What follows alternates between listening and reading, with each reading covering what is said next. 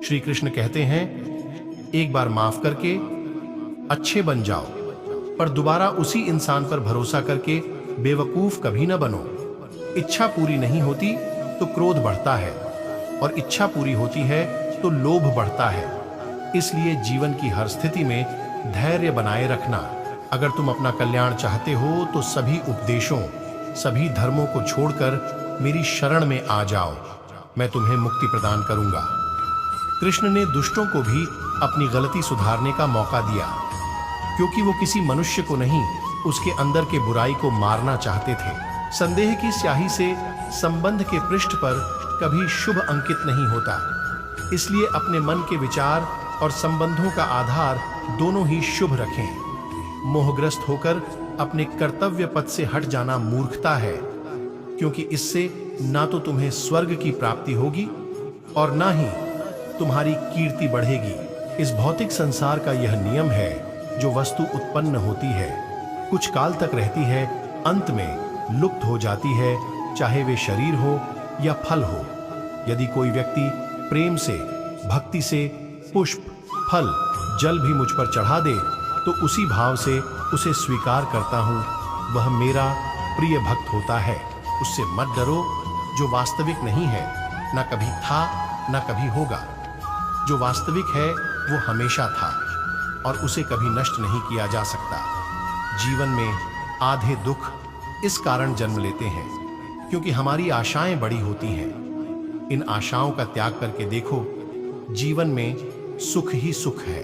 अपने परम भक्तों, जो हमेशा मेरा स्मरण या एक चित्त मन से मेरा पूजन करते हैं, मैं व्यक्तिगत रूप से उनके कल्याण का उत्तरदायित्व लेता हूँ। जन्म लेने वाले के लिए मृत्यु उतनी ही निश्चित है जितना कि मृत होने वाले के लिए जन्म लेना। इसलिए जो अपरिहार्य है उस पर शोक मत करो।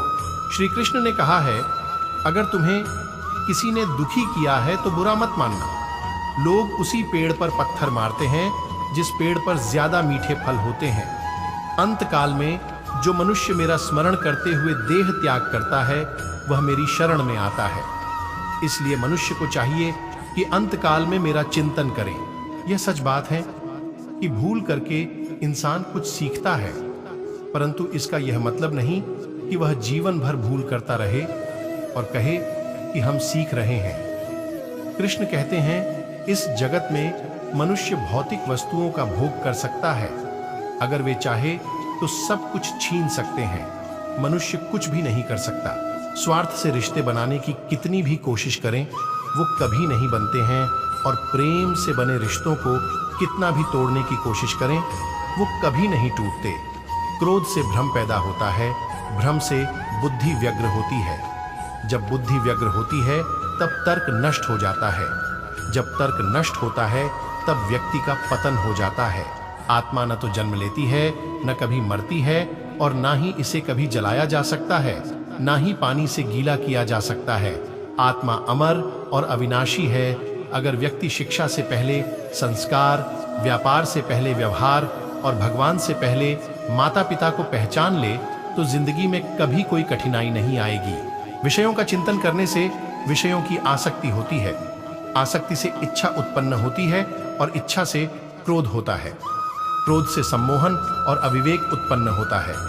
कृष्ण कहते हैं, जैसे प्राणी अपने पुराने कपड़े उतारकर फेंक देता है, नए को धारण करता है, उसी प्रकार यह आत्मा पुराने शरीर से त्याग करके नया शरीर प्राप्त करती है।